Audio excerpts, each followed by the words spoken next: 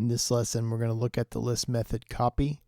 And copy allows you to make independent copies of a list and modify them without affecting the original.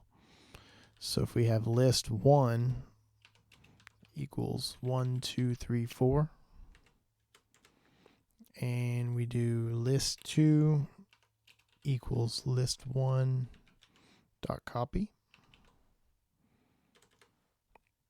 we can print list 2 here.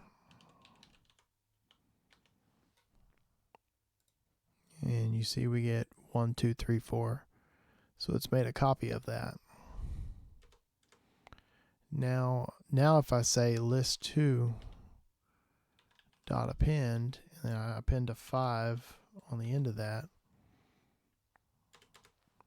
I can print list 2 and print list 1.